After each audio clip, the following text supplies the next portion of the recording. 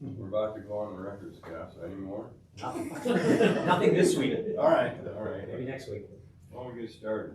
Call the meeting to order. All right, we got Tom Duster is here online with us today. Oh, Here. Scott Holwick. Here. Roger Lang. Here. Renee Davis. Here. Dan Wolford. Here. Ken Houston. Here. Wes Lowry. Here. Kevin Bowden. Here. Hope Bartlett. Here. Chris Huffer. Here. Heather McIntyre is here. John Gage. Here. And Councilmember Martin is not here yet, but Chair, you have a quorum. All right. Thank you. Approval of previous month's minutes. Any questions or concerns on last month's minutes? I did notice that I inadvertently left attached something that was attached to the October minutes. So that attachment of the legislative guiding principles should not have been with the November minutes, so we can take those out. Okay. Anybody else? Is there a motion to approve them? So moved. Second. Second. Okay, all in favor? Signify by saying aye. Aye. Aye. Aye. Kevin? Yeah, the flow at St. Ring at Lions Gate this morning was 2.8 CFS. The 125-year historic average is 16 CFS. The reason for that change or the difference there is the supply ditch is pouring water up above. They're pulling about 13 CFS, so and that's not measured above Lions Gate, so it's about average. So the call on the St. Vrain is the Divide Reservoir, and it's priority date of April 1st of 1879, and then the South Platte River call is the Riverside Reservoir with a priority date of 1988. Ralph Price Reservoir at Buttonock Reserve is an elevation of 6397.5, which is approximately 2.5 feet down, or approximately 15,635 acre feet. It's down approximately 561 feet total. Union Reservoir is at a gauge height of 23.8, or 9,873 acre feet down, approximately 2,890 acre feet from full. At the end of November, basin reservoirs were at 73.5%. Questions for Kevin? All right, thanks, Kevin. Do we have something back to be heard? We don't. Okay. Any agenda revisions? Okay. Development activity, maybe you can talk to us. I had a little confusion. A is none and action required, so. Yeah, we don't have any development activity this month. Roger noticed that the structure of it is a little bit different, and it has been since we started using the agenda software that we've been using for a little while. There's not really a way for us to do another indented 1, 2, 3 under the different categories. So each item is listed out separately, and in parentheses it tells whether or not it needs action review. So like here, we don't have any in either of those categories. But if we did have multiple properties or something that we were looking at, it would say the title of the property and then action required or for information only listed at the end of that item. So Everybody understand that? Okay. Yeah. All right. Okay. Wes Lowry. So, yes, item 8A, cash and lieu. So just gonna go through a kind of a summary of where we're at today, and then Ken may share a little bit. As the board may recall, back in March of last year, City Council took action based on Water Board's recommendation to set the current fee for cash in lieu, which is at $48,500, based on the entire cost of providing a full acre foot of water to the city's portfolio. More specifically, it was determined at that time that the Windy Gap project would be used as a principal project representing that methodology. So you have been looking at that ever since then at your quarterly meetings. As you may recall, the current fee at $48,500 is in two components. One at $30,000 per acre foot, which is based at the water rate, the parent project water rate valuation.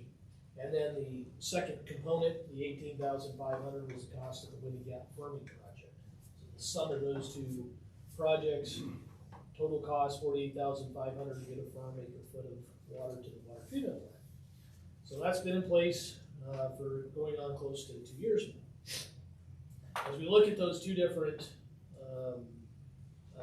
elements within that determination, we drill down a little more specifically into the Windy Gap project. Back in 2022, the same year when council last set the current fee, the Platte River Board authorized their staff to sell up to an additional 10 allotment units of Windy Gap. And they, this year, in 2023, earlier this year, they put out an RFP for the sale of 5 of their unfirmed Windy Gap units. And they put that out in June, and then later that year, or excuse me, with a caveat that the minimum bid that would be accepted would be at $3.8 million per unit. So they received their bids. They received a total of, I think it was 5 bids for 8 units. They ranked those in order of the bid offering. The top 3 bids were selected, and those 3 bids represented the 5 units that they were wishing to sell.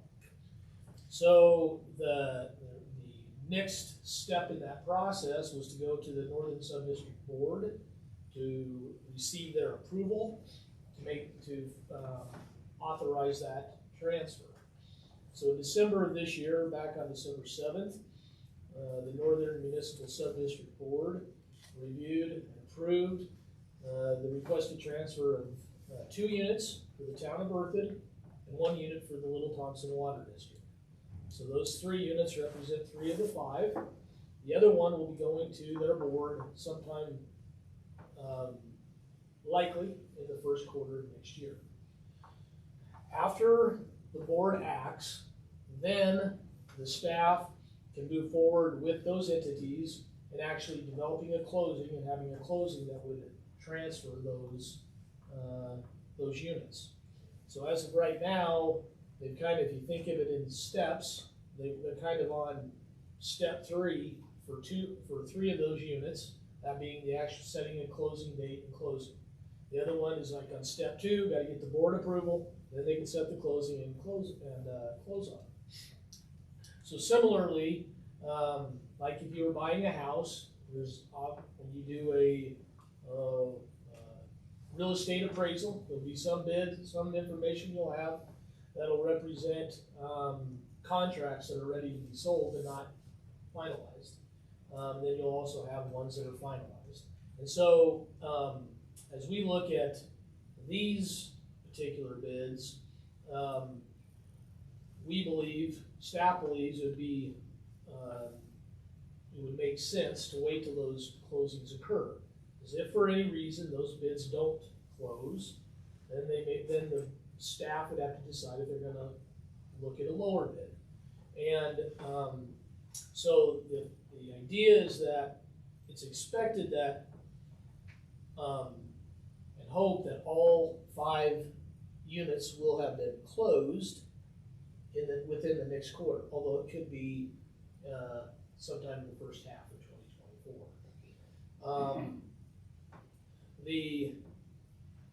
From what we've been told is that once those closings have occurred, then Platte River will share with us, I'll say, more details of what those closing amounts were.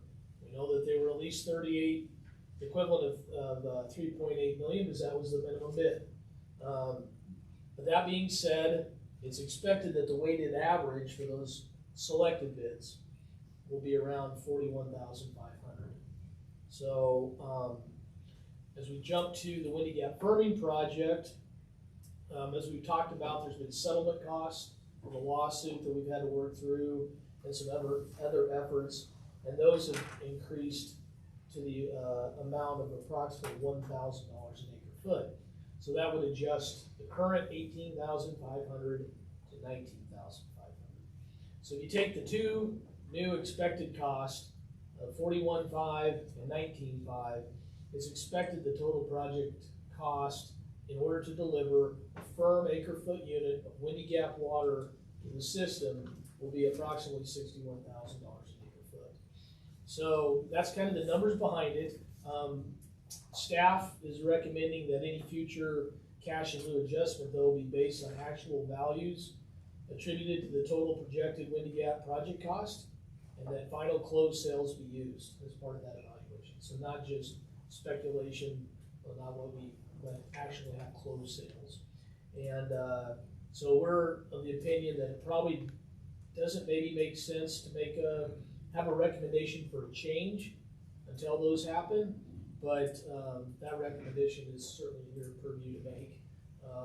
We're going to continue to monitor what the Northern Board, Municipal Subdistrict Board reviews, and we'll continue to have conversations with Platte River, but it'll be likely your next quarterly review when we have hopefully those closed sales information. Let me say, as far as bringing in Jimmy Hollow, those costs, I mean, those finalized of the cost, finalization of those costs is out, I would think, what, another year or so? About a year and a half, yeah. But now, are you saying, you're not saying you wanna wait till the final before we adjust this? Okay. So what you're referring to is one, so there's two parts: the parent project water, the water right, the Windy Gap water, and then there's the Chimney Hollow firming project. And so what you're talking about is the Chimney Hollow firming project. Yeah, that's going to take a couple years to complete. There's already money in reserves to help pay for unexpected overage costs. It's possible those could go up. Those, if they do, are going to be a much smaller value. It's going to be something like that $1,000 an acre foot type of increases, as opposed to the value of the parent water, which is based upon whatever the market is, and that's where it's went up from the current $30,000 an acre foot to what's going to be projected to be around 41.5. Okay. Yeah.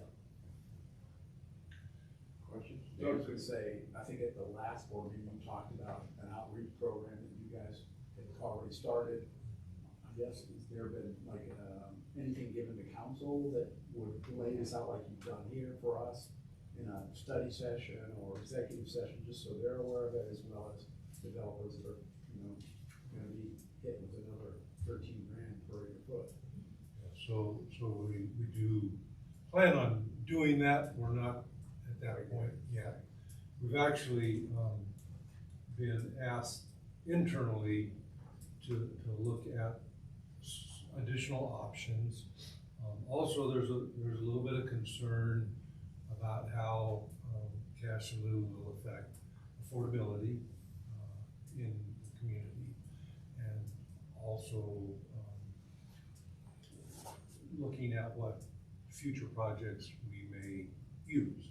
Now, currently, or at least cash in lieu we've been accumulating for some time now, we used a bulk of that, $4.5 million, when we entered into the contract with the Windy Gap firming project. We used the remainder of the Pine Mountain Dam Fund, $4.5 million cash in lieu. We had a bond that the citizens had approved, and then some money we had already constructed. So we had a consortium of money that we put together pay for that. The biggest item in that, of course, was the bond, so that bond will have to be paid off. So we will use some of this cash in lieu, a good significant part of cash to pay for that bond. Right now, we're being asked to look at different alternatives, and one of the things I wanted to do, if I'll put Councilmember Horton on the spot today, I apologize, but I would kind of like, so we've heard, I've had the opportunity to listen to a lot of staff. We're reaching out where we can, and we're reaching out really heavily to our planning department, because they're the front line working with the development community. We're reaching out to our economic development partners and our economic development part of the city. So we're reaching out to that, and then we wanted to work with water board, and then we of course want to work with council. So actually, anything that you could give us, any thoughts on that whole I guess I'll call it the whole affordability, what council's thinking about on that. I guess the thing that we would say about Wes's analysis is that it is the kind of analysis that a public utility would do and be limited to in terms of their rate setting, right? It's sort of cost plus. And what Les went through very capably is what it costs us to get that water from our primary water sources. So there are a whole bunch of other policy things that the council will look at before setting the final fee in lieu. And Ken just hit on one of the big ones, which are what are the city's needs, right? How much, what are the things that the city is going to have to use the fund that those fees go into for? So if the city's needs are really urgent, we might want, especially if there's high demand for the water, we might want to set that price higher. What's gonna be the rationale for that? Rationale is that we need stuff. Okay? In other words, we're not a public utility. We're not limited in our policy decisions to cost plus at all. There are a whole bunch of other policy matters that I don't know whether this board should be in the business of analyzing them or not, but we can tell you that the council is in the business of analyzing them. One is just what other municipalities are charging in the same position. What is the fee in lieu for, Greeley when it does an annexation, or Johnstown, or any other municipality. If it's big enough to have a water department. And what we found the last time there was a major change in the fee in lieu formula was that we were way down at the bottom, way down at the bottom, like a factor of 5 difference between Longmont's fee in lieu and everybody else's. And we're still on the lower end of that, although if nobody else changes, this 61, predicted 61, would put us much more in line with other cities.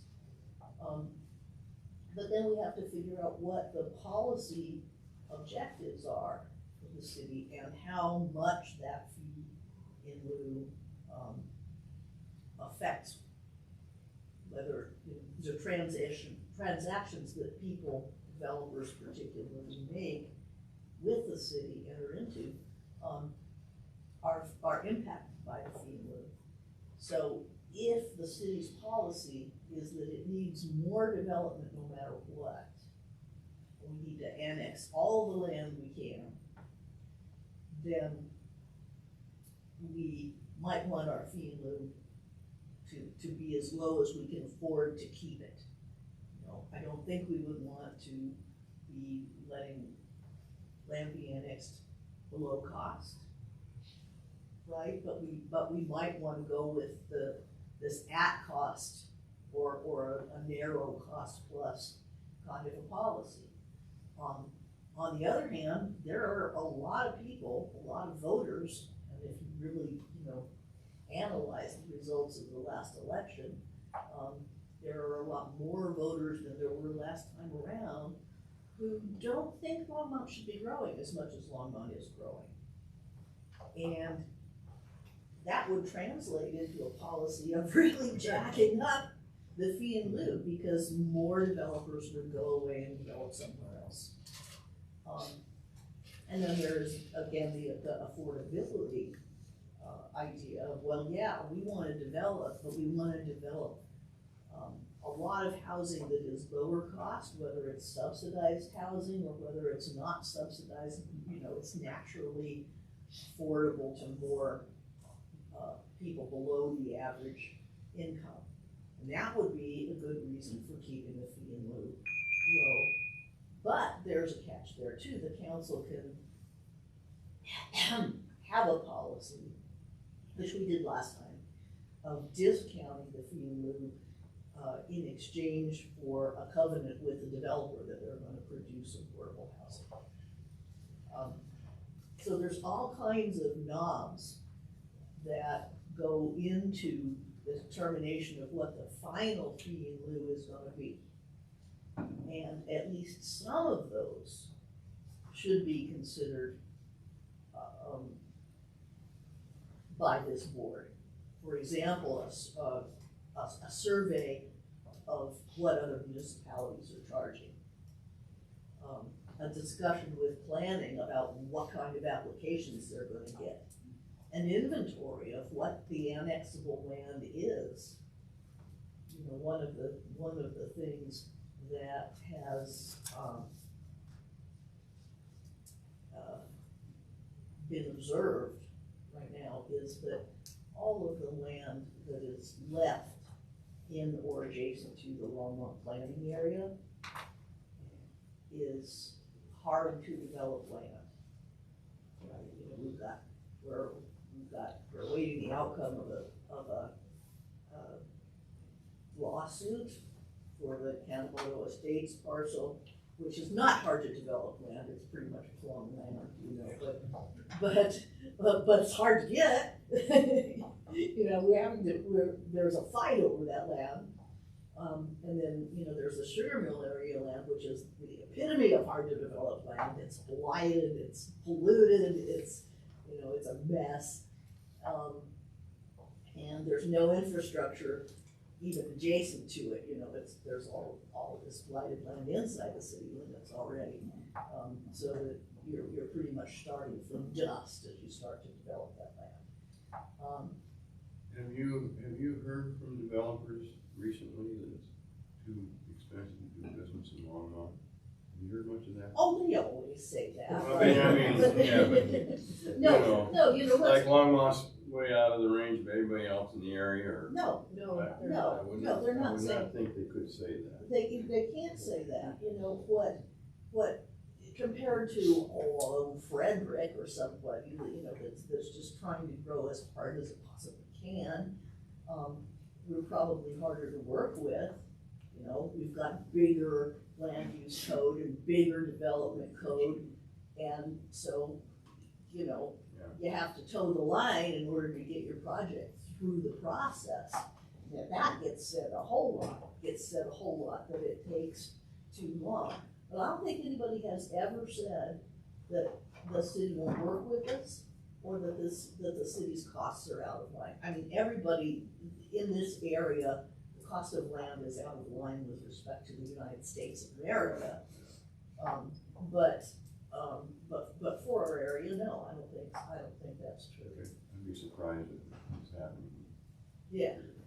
Well, so I heard somebody say the other day that the city ate up too many of the low-income housing tax credits, so that their private low-income housing development is going to have to wait longer to get some. But that seems to me like whining, I mean, everybody is dipping out of the same bucket. There's a lot of ladles and the bucket's not very big. So, I'm not really advocating for a policy because I only speak for myself. You know, I don't think we should leave, my personal opinion is we shouldn't leave money on the table for, commercial developers. But we should make allowances for affordable housing, and we already did that, you know, last time around, the policy now contains a reduced fee-in-lieu rate if there's a covenant to build affordable housing.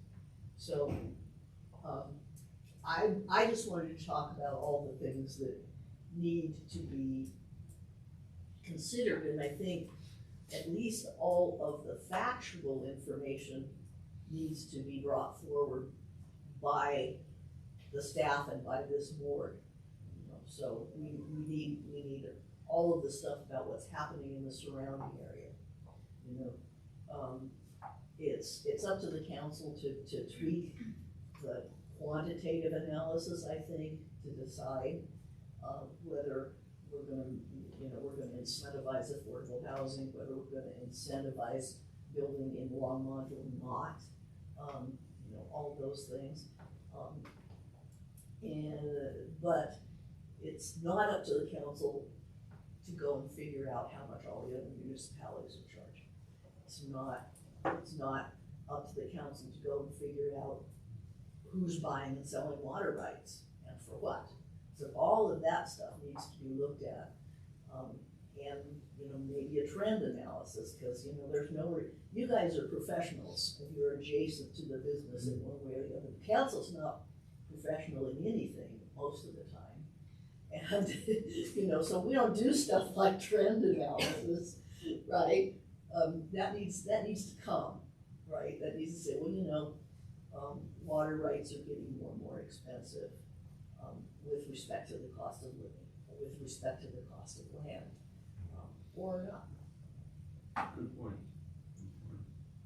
Tom, you got any comments?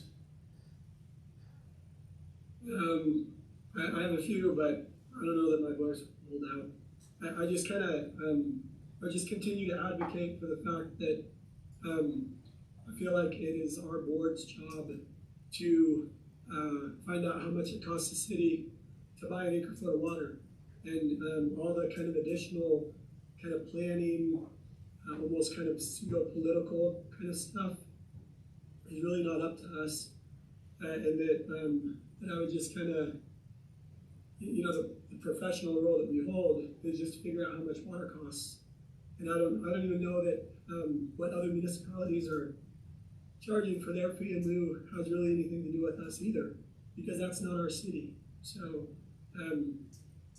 and our city has a unique set of circumstances that that result in whatever the cost is for us. So that's, I guess that's my 2 cents. Okay, all right, thanks, Tom. Anybody have any more comments? I have Wes? some questions. One of my first questions is, you guys were doing outreach to developers at one point to let them know that there would be an increase?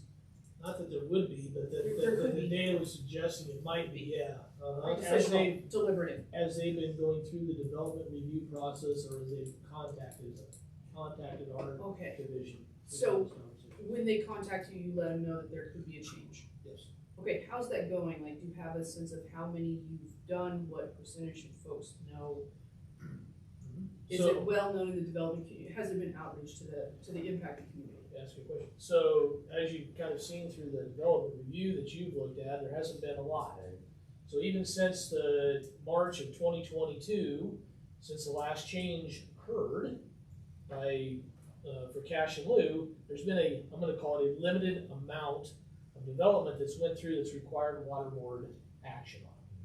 And a lot of that has to do with right prior to council's action in March of 2022, a significant amount of platting that was sitting there, and even annexations. So, just a quick refresher, when you annex into Longmont, you transfer your historical water. That leaves a remaining deficit. At that time, you can satisfy all remaining deficits pertinent to that annexation. you don't have to wait until a plat. Most do, but you don't have to. So when the bigger change came about a couple years ago, some annexations came through and satisfied all the remaining deficits, which therefore allows them to develop at their own time frame, whenever it is, without having to bring more water or pay more any cash in lieu. And so, and then there was a bunch of final plats. So that, I don't have the numbers in front of me, but it was a significant amount of the developable land within Longmont.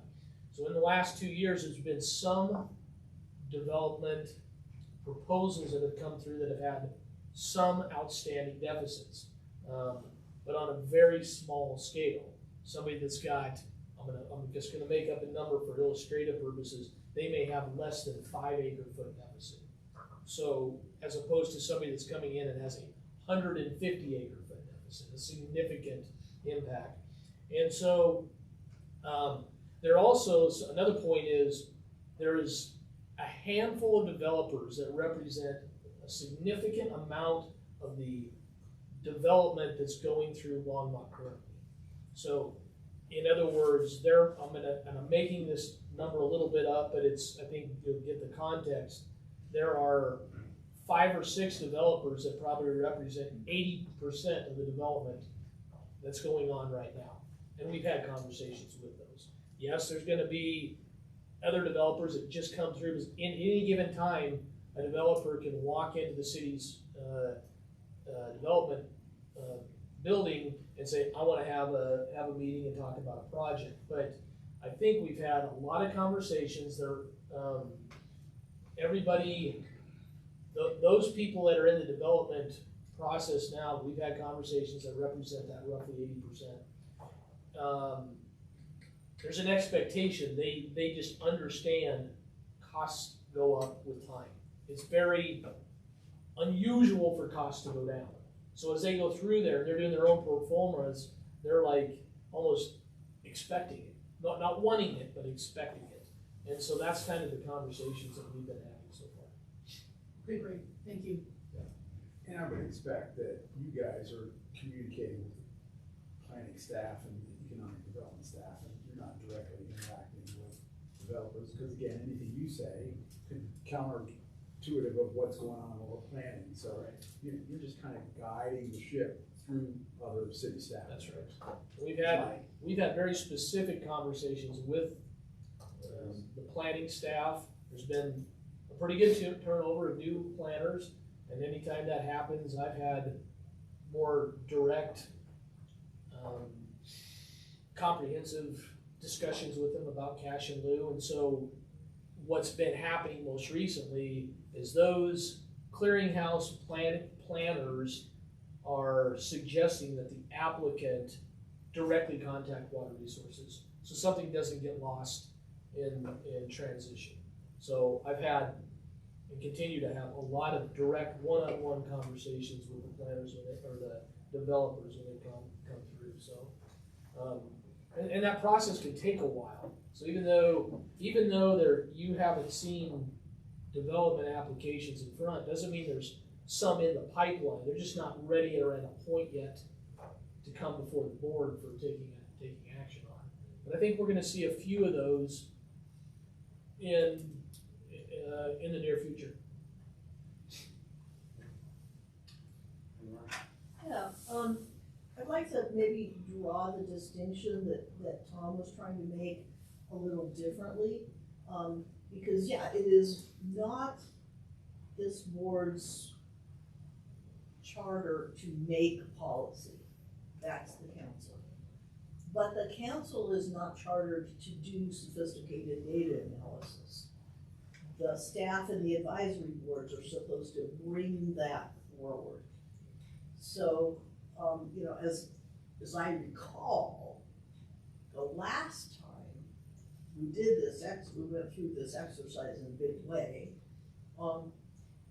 we had, you know, an incremental same formula recommendation that came from the staff and the water board. And we had people, public invited to be heard, pounding on the table and saying Longmont is charging a fifth of what all the surrounding cities are charging, why are we leaving this money on the table? And what we had to do as a council was send that question back to the staff. And it'd be great if we didn't have to do that, because that, you know, this is the thing, Roger, to your previous question. Developers hate uncertainty.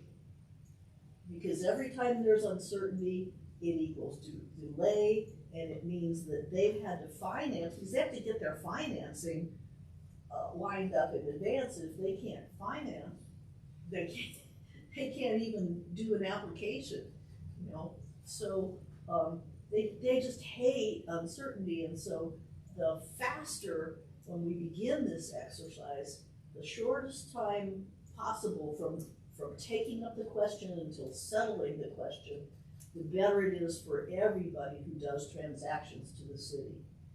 And therefore, bringing forward, you know, doing the data analysis, because, you know, I can tell you, the council is not gonna be the best people for deciding what all the factors are.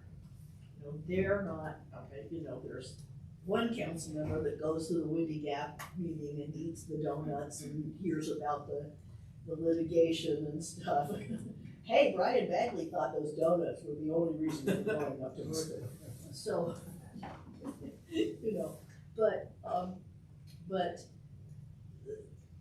mostly the council doesn't even know, you know, that there are legal issues to be dealt with, let alone that they're gonna impact the cost per acre foot of a firm. Well, I used up all my words already, you know, so the cost of the water per acre foot out of Chimney Hollow is gonna be impacted by those legal fees. So all of that stuff, the questions are that the staff and the board knows how to ask those questions. And at least the data and the potential impact need to be part of the package that comes forward. What the council does with it, yeah, that's policy. Like that's whether the council is still committed to more affordable housing or not.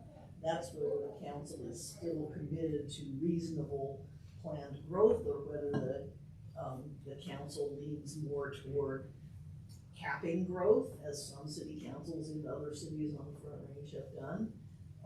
You know, that's council policy. But the data analysis that informs the policy-making process is, we're gonna depend on this board one way or the other for that analysis, and it's just a question of how many round trips it takes. Wes, anything else? No. You know, I had one question, and I thought when we first started knowing that this cash and lieu may be adjusted, was there a thought that maybe the water could be able to make a decision sometime in December, or was that an optimistic thought? No. I think that was probably more optimistic on my part. I think I led the board to believe that, and I thought that they were gonna have closed sales by the end of the year, but it's just taken longer than expected. And so, again, that's where our recommendation comes to, it seems to make sense to let that play out so we can know for sure what those sales and therefore today's value of that parent water is. I have no problem with that. It would take longer than I thought.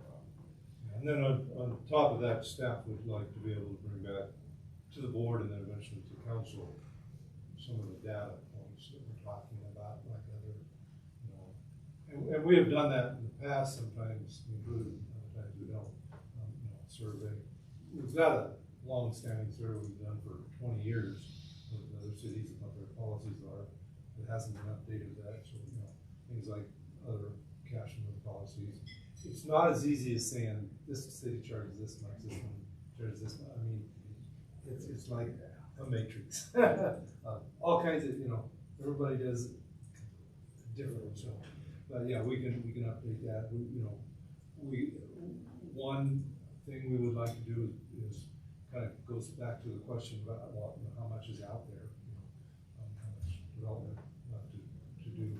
We have a very long-standing, GIS map layer that we occasionally bring into water board, and I think we'd like to bring that back to you and show you, it has by parcel by parcel. Yeah, what? Parcel by parcel in the entire city, what's annexed, what's not, what's only done historical, what's fully met, what still needs to be met. You can't granularly go through it, but it gives you a good visual and good base of information on. So those are the kind of things where, over the next couple months, we're gonna try to bring back, and then possibly have enough information on the table for the March review. And then, so yeah, I do appreciate all your input now, and then, the suggestion, and we agree with it, that we do need to get a study session with council, so we can kind of think through it, because there are broader policy issues. I mean, we're good at bringing the data to you, but the policy, advice, we appreciate the board and the council giving that to us. We can do that, so we'll continue to bring more information. I guess what we would suggest. Anybody else? Oh, yeah. Move on. Oh, yeah, I could talk about this all day. What? I could talk about this all day. We haven't done all day. I'll try to make it short. But when I was reviewing the numbers that are in the current packet, I will say there was one thing that jumped out at me that was slightly concerning, and that was the current proposed or somewhat proposed, Windy Gap firming costs of 19.5. Those are below like inflation index, meaning they're too low. I think they could be higher. I mean, I want them to be real, but I think we should also be aware that those should go up probably at least another $1,000, which is not the big piece of the puzzle. It's a smaller piece, but I think we should be making sure that that signal is out there. And that's just comparing to indexes, okay? But when they're not going up as fast as the construction cost indexes, then I'm like, hey, is this number still good? And if we're gonna delay even longer, I think we should be aware that that number should go up, potentially. Maybe not, I don't know, future. And then another thing I wanted to communicate to you, I guess, to council, is that avoiding rate shock is lovely, meaning keep the increases small and steady. I'm hearing there's, let's not do it now, but I think reviewing it frequently and small increases that are more frequent sometimes can be better than a big jump and more palatable to whoever's experiencing those increases. So just as part of the stuff to keep in mind for future reference, if we want to do a market-based thing, we could pay somebody to evaluate the market for us annually or every other year so that these things are going up more incrementally, but also maybe frequently, keep it going, so that we're not behind, because I don't advocate for that. But just, it helps things be more palatable and workable for the developers, because as you were saying, they know things are gonna go up, and if they get a feel for it, it's gonna go up this much, or if they can expect these increases annually, we're looking at 2 years now, if we're gonna do this in March. If we were doing it annually, maybe it'd be smaller steps and more palatable. And that's a really good point, and it's kind of the thing that the council seldom questions. It's kind of meta policy, right? How often do you reevaluate is policy about policy? And the council usually is not quick enough on its feet to question that. So I think an annual review of SDCs or cash in lieu might be like annual inputs of some of the bigger is potentially useful if we want to go with market. Maybe the staff is hating me right now for suggesting that. well, they But also maybe contract it out, give them some money to get it done. So that's just for food for thought.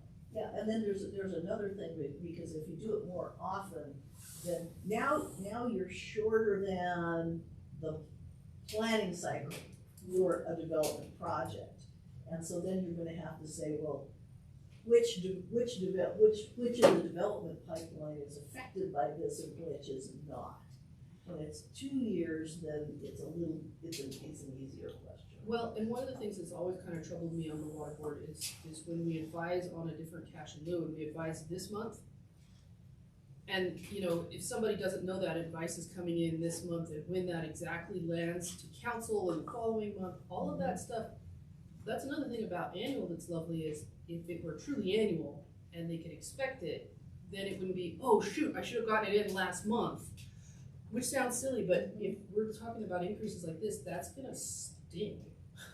Oh, yeah. Right? You know, so if they kind of knew to expect, hey, it goes up every April, or whatever it is, then at least they could be like, well, I wanna try to get it done by March. You Right. know? So giving that normalcy, as you said, meta, around it so that it's normalized, that can help too. Yeah, and we just had that theoretical discussion, with respect to the, fee in lieu of building affordable units last month. So, yeah, that's really real, and it makes big difference to developers. So, yeah, anything that we can do to regularize the process and yeah, part of the problem was because of the pandemic, we didn't readjust that, fee assessment as often as we had promised we would. So we were behind, and that was a big step. So that's a really good one too. Anything else in there? All right. Don't get snappy. Snappy.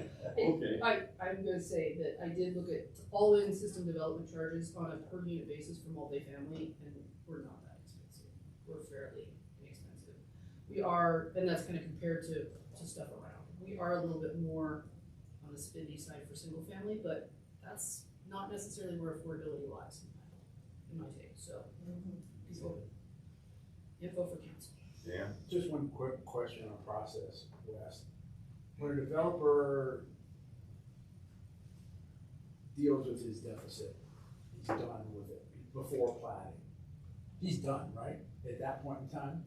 So it could be 3 years before he does that development.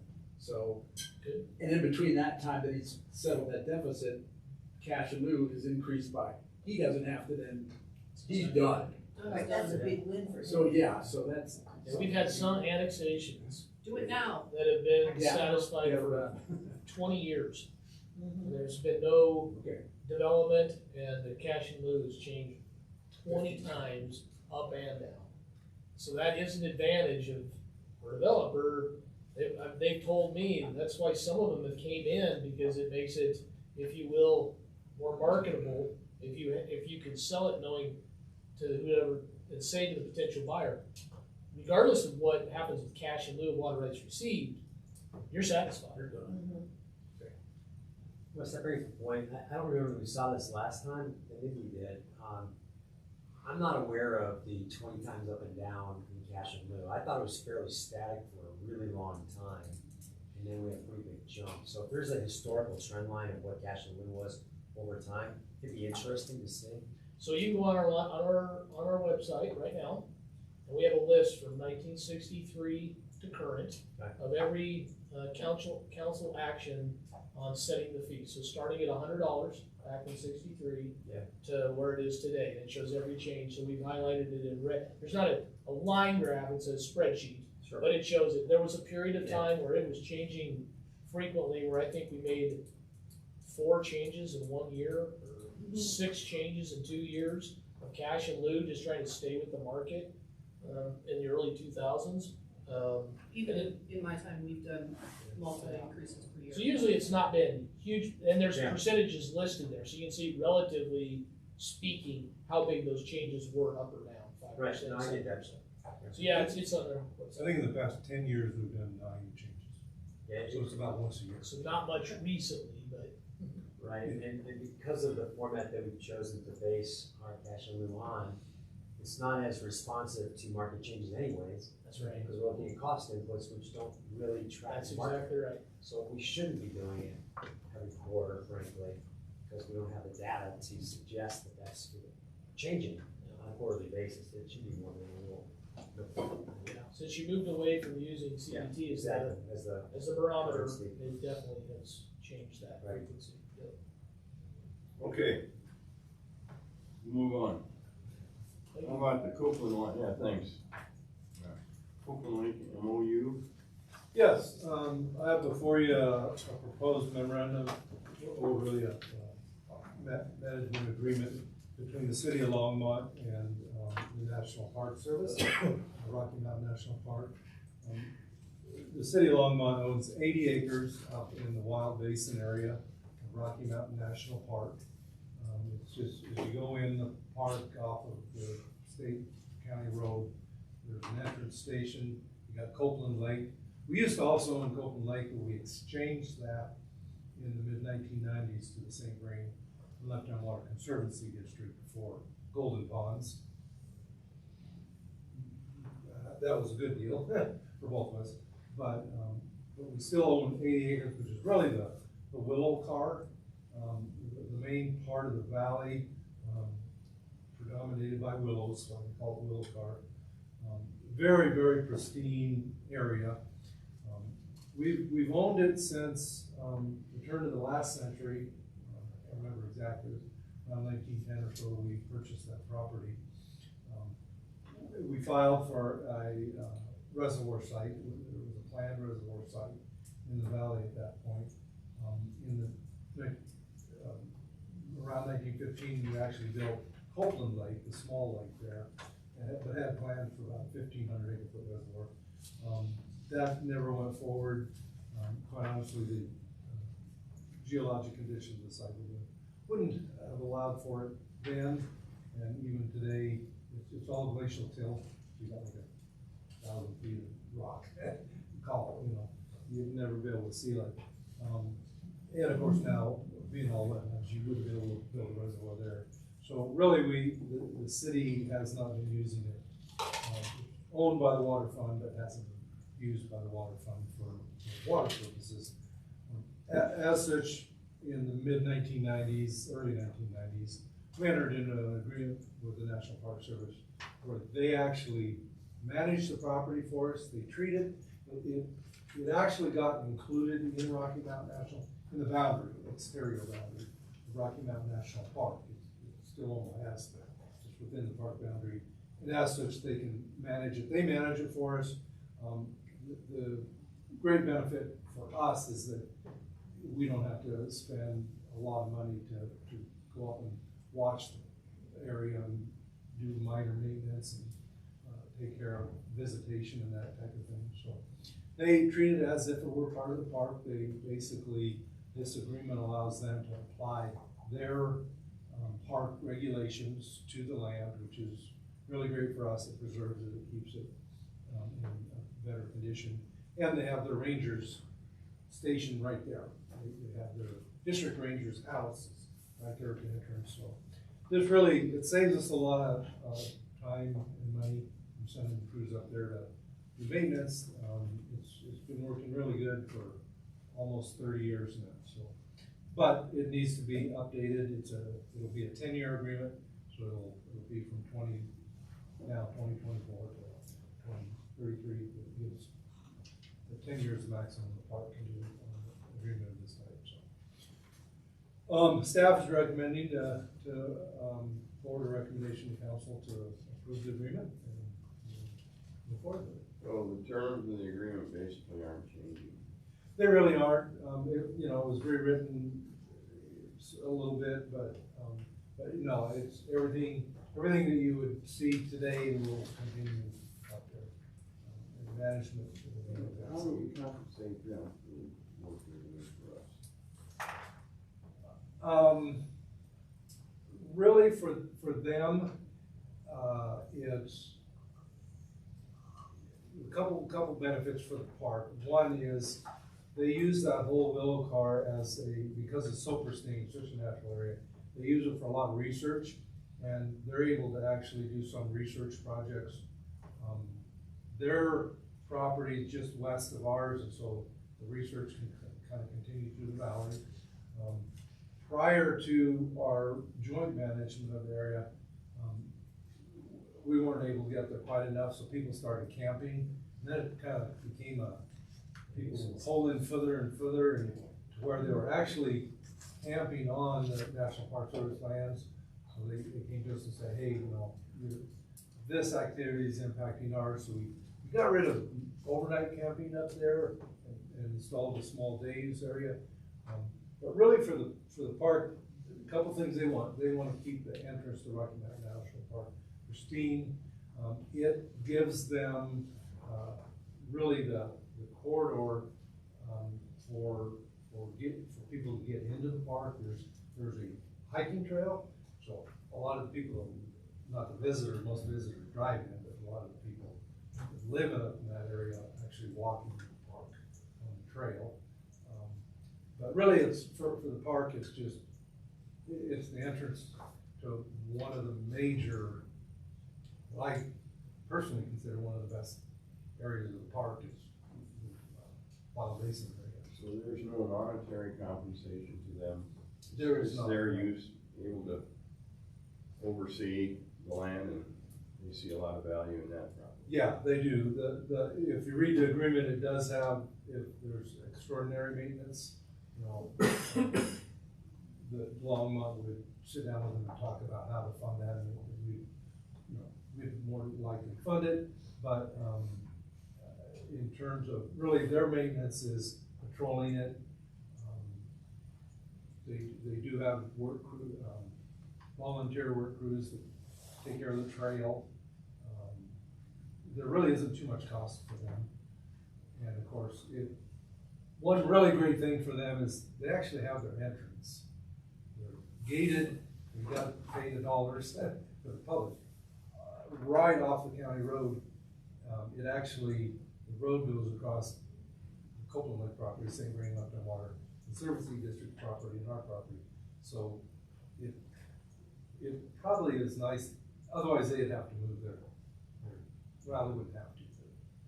It's awkward to have your gate, not actually at the entrance, you know, the edge of the park property, but it's at the edge of the park, which, so for them, it's a really good deal. And of course, they wanna keep the pristine nature of that. You know, years and years ago, we actually, 40 years ago, it was leased by a stable who pastured horses up there. Probably was This agreement, when was it first put together? First, I think it was 1993 when we first entered, so right at about 20 years ago. And, yeah, 30 years ago. I can't remember. It was just. It's been, yeah. So yeah, we believe it's very, very. Okay, sounds like it works. Scott? Yeah, I was only gonna suggest that in the future, because there is some historical piece in here, as Ken mentioned. In the agenda, we called it a Copeland Lake MOU. We should probably not call it a Copeland Lake MOU, since there is a Copeland Lake MOU that the Conservancy District has with the Park Service True. for that particular parcel, just for confusion's sake. So it's really just a Willow Car. Should be Copeland Willow Car. Correct. Yeah. You're right. Other than that, I would make the motion to authorize the city to enter this agreement, or Board of Recommendation, City Council to authorize the city to enter the agreement in substantially form presented to the Water Board as presented to us. Second? I'll second that with comments that, you know, it makes sense for one entity to do the ecosystem management, rather than two different entities that certainly at times have different priorities. The other thing that I'll mention to the board too is, you know, after the flood, the restoration of Button Rock, the city did a wide number of cuttings of those willows from this property in order to do the restoration of the Button Rock. And that's a really good point, Dan. I probably should have mentioned the about 35 acres that we exchanged the district, right, to our acres. The district also has an MOU with the Park Service. So the park would be managing not only the park, but both our property and their property. So that is a good point. In relatively the same manner, the agreements are not that dissimilar. They're really congruent. I agree with your suggestion. The only reason I would know exactly where this is because it's Copeland Lake. What do I get? You know, I have It no makes sense idea for wherever it is, but No, you know, it's it's a a good point. geographic point. It's just that there are Yeah. two separate agreements with two separate. You're right. So, just for keeping the minutes. Okay, we have a motion made and a second. All in favor? Aye. Aye. All right, unanimous, it's passed. Thanks, Ken. Okay, John, you're up next. Yeah, great. Well, I don't have to take a whole lot of time here and detract from the water resources side of the conversation, but it's great. I think Wes initially asked that I introduce myself, so I know some of you just from working with some of you, Dan, and presenting at some of the council meetings. But I'm an engineering and operations administrator with the city. I think one of the things that Wes was hoping I could cover is just some of the reorganization across our water and waste services department. So Chris, I don't know how much context you provided as to kind of how our department has been reorganized. We haven't given a whole lot of context. So historically, I feel like Public Works was really headed by Dale Redemaker, right? And so a lot of decisions and work went through Dale, one person, and as we've kind of reformed into this water and waste services department, some of the vision was to create some kind of management and supervisory, I'll call it resiliency within the group, right? So Bob Allen currently is the department director. Chris is the assistant director. Myself, I'm one of the administrators, and we have one other administrator, Joe Mahalski. And so among the four of us, we kind of oversee and support all of the department functions. And really that's primarily our waste services group, which is waste collection, recycle, compost. We have our obviously water resources division, our engineering section, which handles our capital improvement program. We have our treatment operations, distribution and collection, that's utilities, and then environmental services. So there's really 6 core functions within the department. And then really two of those divisions are andied up between myself, Chris, and Joe Mahalski. So I think what Wes was hoping I could do is just maybe say who I am as one of the administrators and what function I help support in the utilities. So I primarily support our environmental services part of the department, and our utilities, which is our water distribution and sewer collection. And so without going into a ton of detail, on the high level of what does environmental services do for the city, others have maybe heard environmental services in the past, and it was a more expanded role within the city in terms of what we would cover.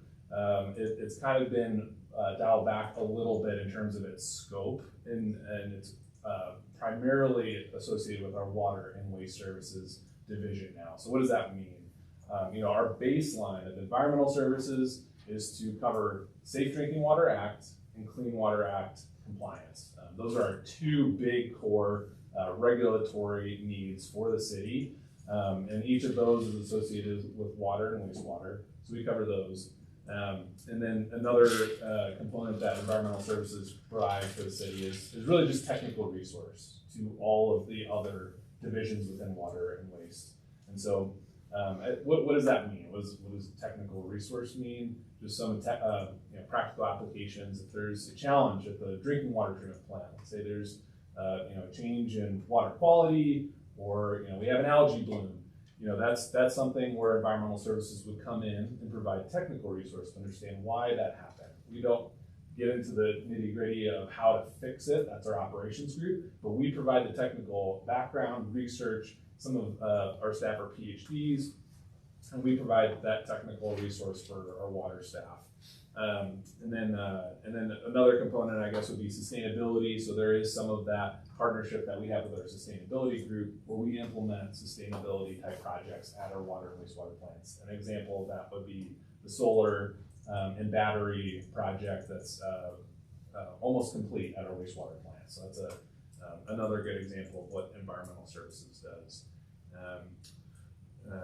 Let's see, on the utilities side, that's our water distribution and wastewater collection. So you can think of that as pipelines. So that's another area that I support. And so what are the big needs in those areas?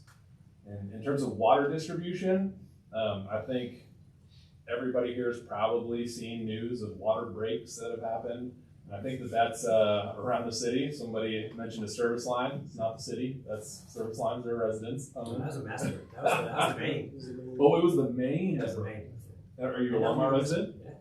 Right across from There you go. And it's a very good illustration of one of the biggest challenges for our utilities operations groups. And so aging infrastructure, I think, is going to be something that gets brought up quite a bit with council over the next year, especially as we start doing rate studies to understand where are the costs within the utility, what are our biggest challenges. That is going to be the primary hurdle for our water distribution group. Is we have tons of cast iron pipe in the city. And not every city has a lot of cast iron pipe, but cast iron pipe primarily was installed in like 60s to 80s. And so that infrastructure, probably doing it in the back of your head, right? 50, 60, 70 years old, that infrastructure is prone to failure. And so we have a water rehabilitation capital improvement program that our engineering group manages to replace that infrastructure, but is it being replaced at the frequency that we need? That's an assessment we're doing as part of our rate study that will, council will see probably in the next year here. That's a big consideration for distribution, and then on collection, aging infrastructure again, same problem, right, on the sewer side. So if you think about it, water lines are being laid, at the same time sewer mains are being laid. So that infrastructure is just as old, and we have a little bit of a more cost savings type of method to rehabilitate sewer mains. We can do that trenchlessly by lining pipe, whereas most of that infrastructure when it comes to water distribution is more expensive. We're pulling up the road most of the time for that. We don't have the same technology to do that in a more cost-effective manner.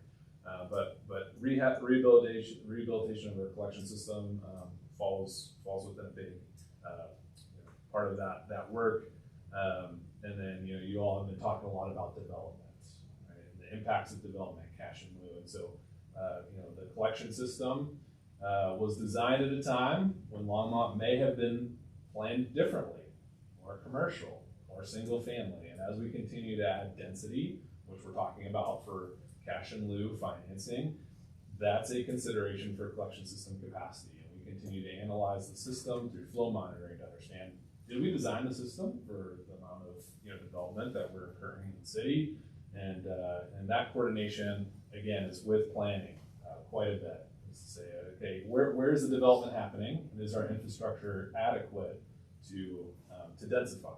So just another area of utilities that I help support, but we have plenty of engineers and good field staff who are also tackling that quite a bit. And Chris, I don't know if there's anything else you want to add. No, I just wanted to point out to you as well, John gave a great overview of what we've been doing and how we've reorganized.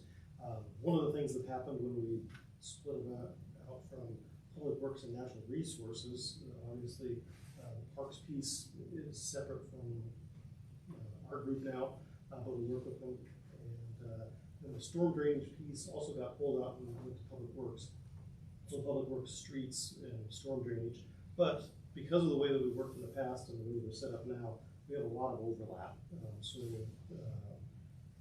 We are, as Joe presented last week, there's a lot of CFP projects that are within the raw water system that we're trying to look at the system holistically and not say, well, we're just doing water line replacement, so we're not just doing sewer, we're not just doing storm, it's all working together and we're looking at it all holistically.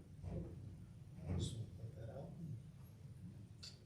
Yeah, so each of us and maybe that kind of leadership team support each other and have different experiences that add a lot of value. So even though I support our distribution and collection teams, Chris has had a lot of experience with development. And so how does that work, right? What's the application to say, how do we support each other? Well, one of the big challenges for utilities is development when contractors want to bore new lines for fiber, for whatever underground utility they want. And they potentially strike our underground assets. Well, we work really hard not to have that. Yes, exactly. We don't want that to happen.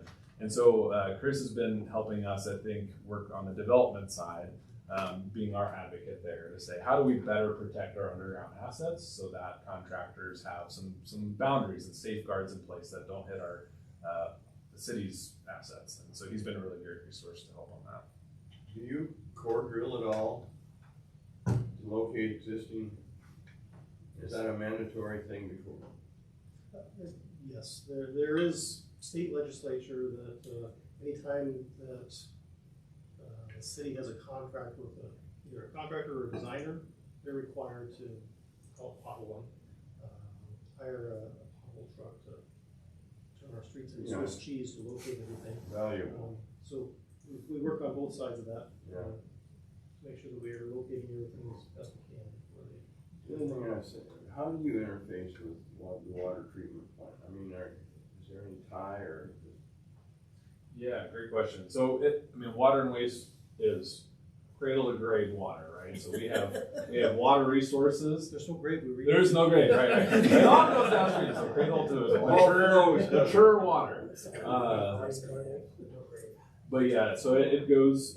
So environmental services, right, as I was saying, can support technically our treatment operations staff, but within water and waste department is our water resources, water treatment, water distribution, sewer collection, wastewater treatment. So everything, all the way through the system of water life cycle is within water and waste department. And so our operations group is led by Jim Halsky, and then we have supervisors and treatment operations managers who are overseeing those individual operations. Great. Any questions? I'm Go last. ahead. I know You I'm raised last. your hand. I didn't. Jump Down the Primrose Path, how close is that solar plus battery project? Because it's been hanging fire for a long time. Oh, And how yeah. many megawatts? Or what fraction of a megawatt? It's fraction of megawatt for sure. Yeah, Yeah. It's smaller, and it has been the batteries installed, it's on site, and so is the solar. They're working on the integration of the two now to understand how those are working together in terms of storage capacity, offsetting peak demand.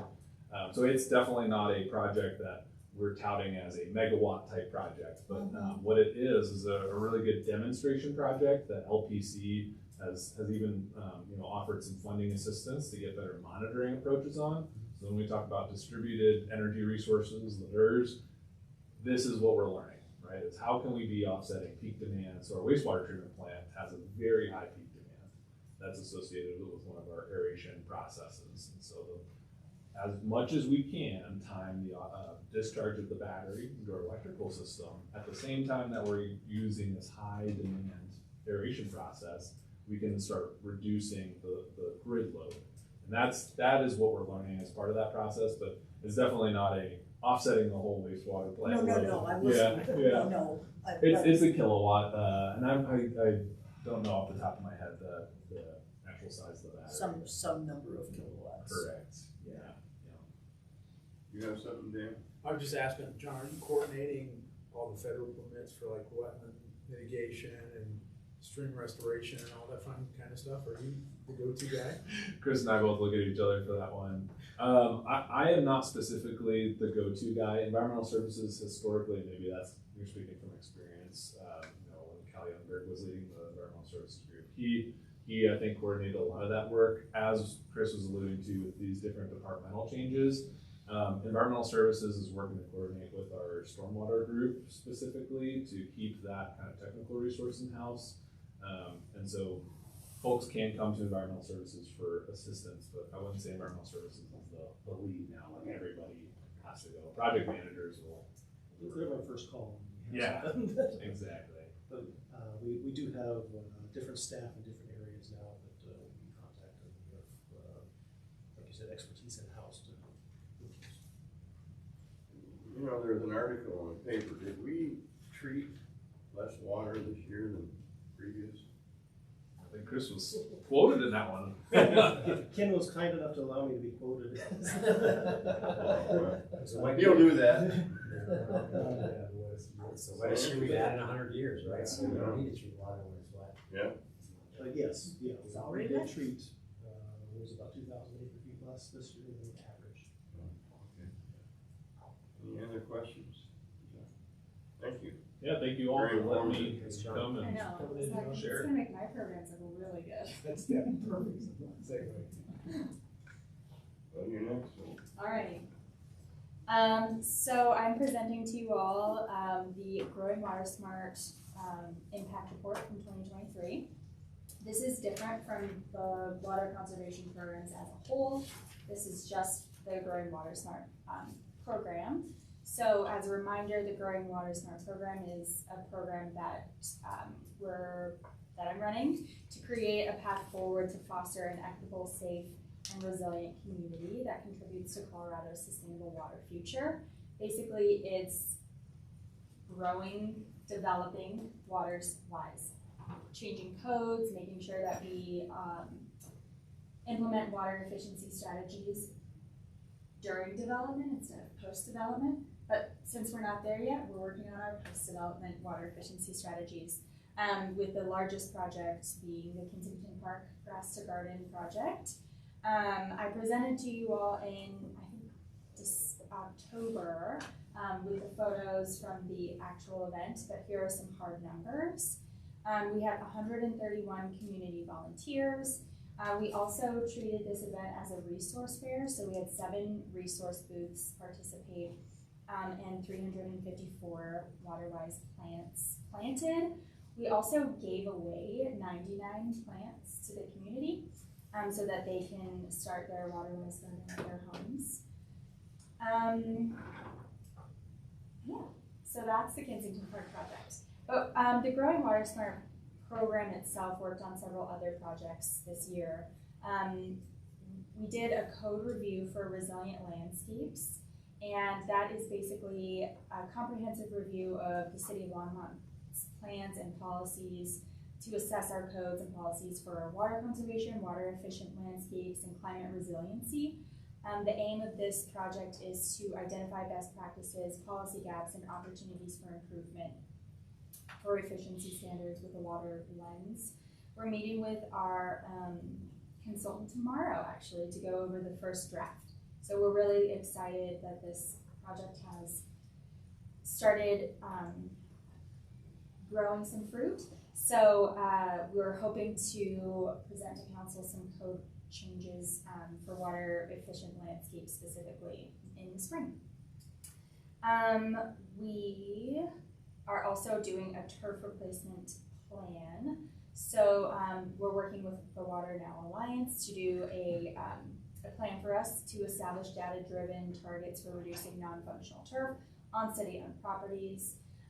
We met a couple weeks ago to do a workshop to discuss co-benefits of turf transitions with a variety of different city staff members from different departments, so that we make sure that all groups are being heard, so that we don't unintentionally affect someone when we pick turf replacement projects on city-owned properties.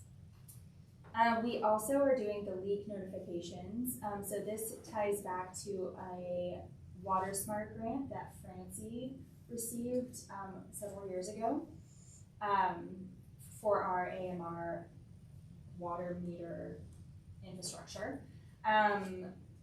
We're required to do notifications to customers who have continuous usage on in their meter.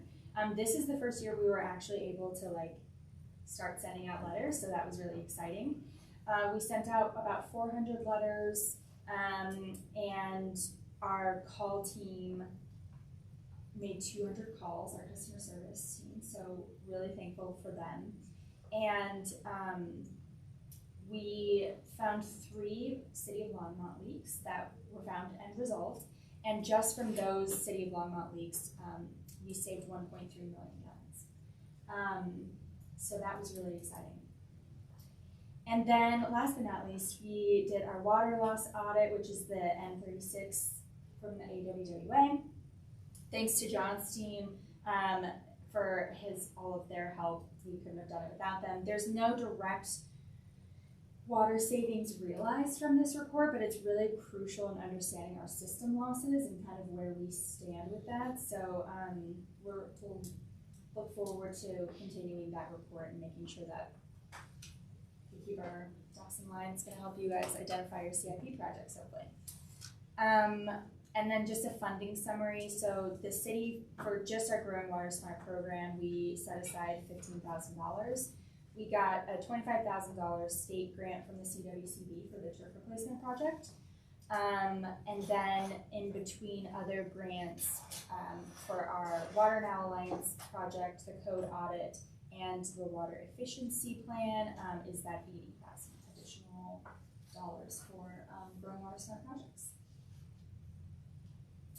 And then in 2024, looking forward for Growing Water Smart projects, we're going to be doing a more in-depth city leak procedure with the ops team, so making sure that we get our city leaks taken care of more efficiently, more timely.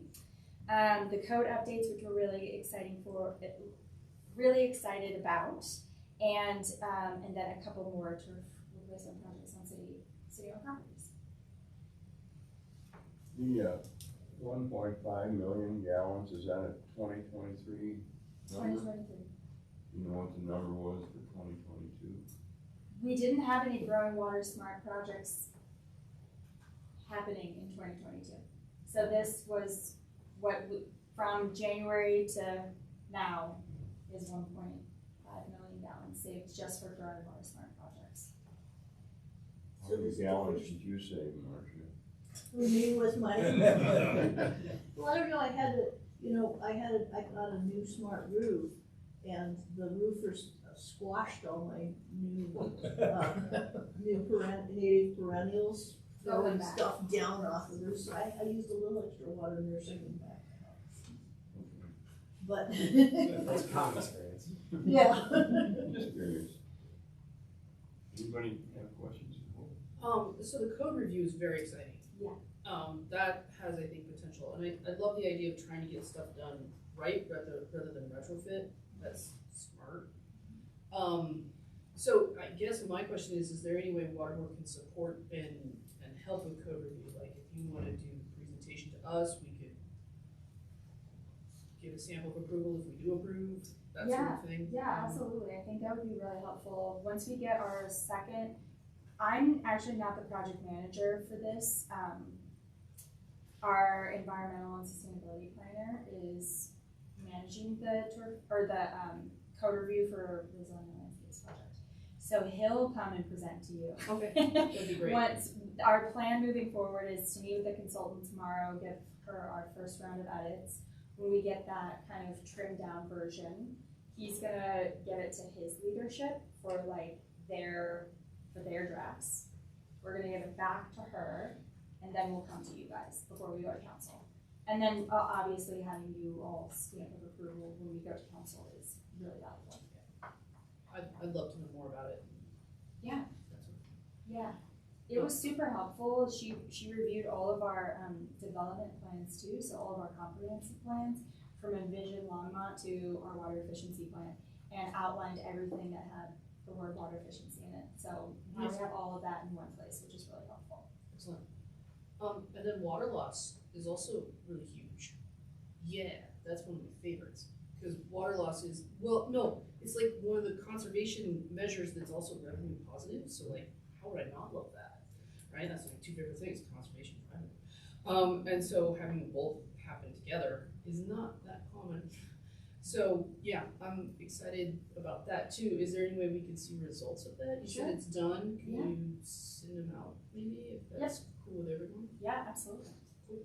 Do you guys track water loss on a monthly basis? Is that something that's reported internally in the ops group? We have System loss does?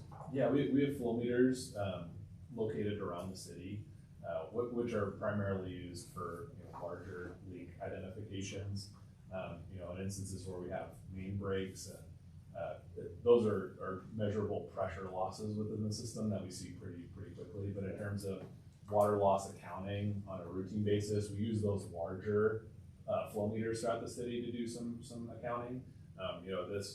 I think what you'll see in the report when you guys see this water loss reporting is it's looking at the entire city as a whole, right?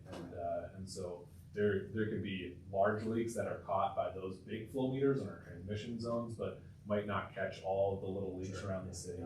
And so that is an important piece that, you know, this water accounting says is like, are we falling within industry standards? So that's why I Water was loss? going with this, just, Yeah. I have no idea what Longmont's system losses are for its water system and how that measures up and so forth.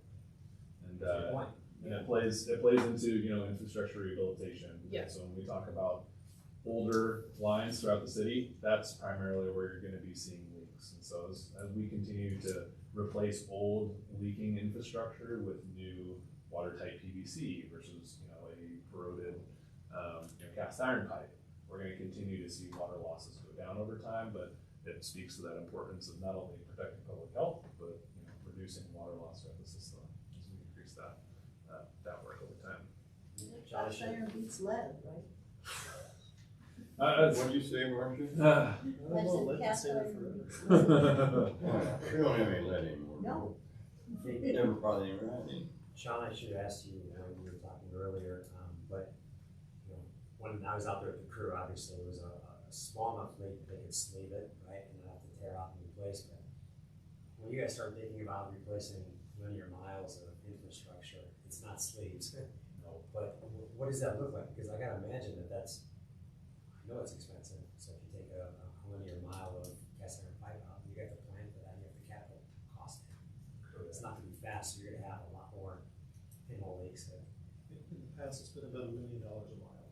Right, so so when you're talking about replacing vast portions of old infrastructure, that's a 25-year plan, a 30-year plan, I mean, it's not. It's continuous. Right. And right now, we're trying to go through a prioritization process to find where we get the most bang for our buck. As John had indicated, in sanitary sewer, we have a lot of options to do internal repairs.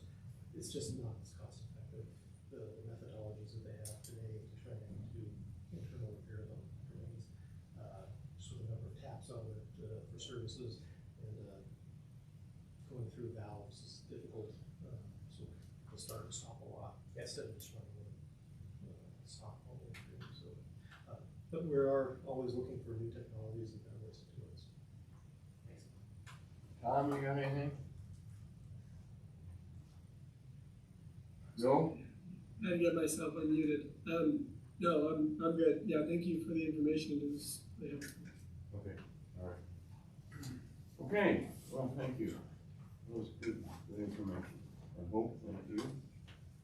Thanks for the cookies. Okay. On number 10, review major project listing. And item 10 is scheduled for future board meetings. Any comments? Anybody wants on the schedule we've got? Okay. If there's any more informational items you want to go correspondence. No, we had none. I'll just remind you it was in there, but as it has been in the past, it'll be the fourth Monday in January, not the third Monday in January, because of the observance of Martin Luther King Day. So it'll be January January 22nd.